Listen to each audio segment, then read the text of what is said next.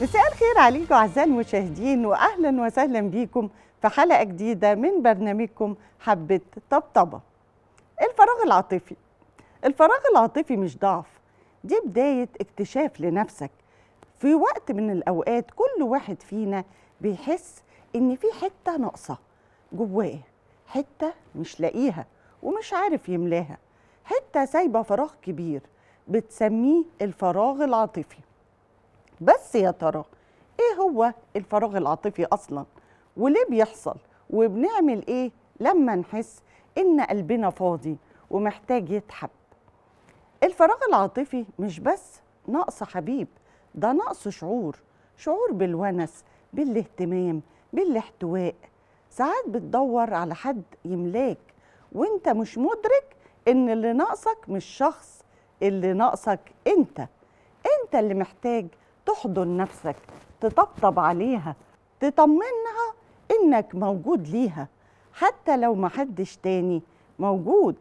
الفراغ العاطفي مش بيحتاج حد يملاه، الفراغ محتاجك تقف قدامه وتقول لنفسك أنا كفاية. الفراغ العاطفي مش دايما بيجي بعد فراق أو جرح، أوقات بيجي وانت وسط الناس وانت ناجح ومحقق نفسك، بس جواك صوت بيقول أنا فاضي.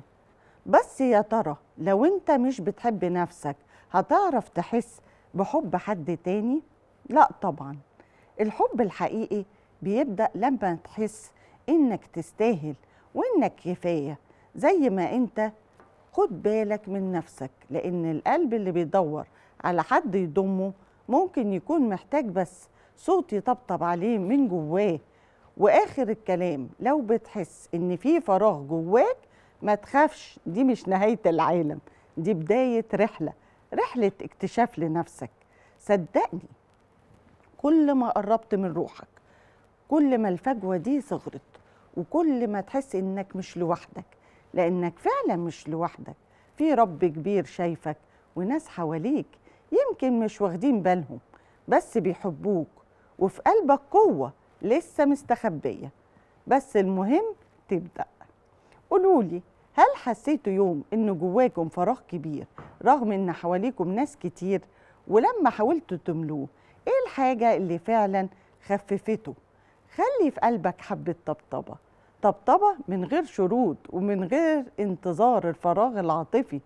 الفراغ العاطفي مش نقطة ضعف، دي دعوة ترجع تعرف نفسك من غير مراية الناس.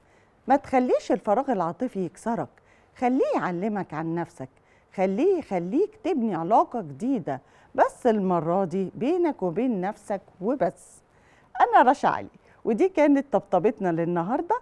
أشوفكم في حلقة جديدة إن شاء الله من برنامجكم حبة طبطبة.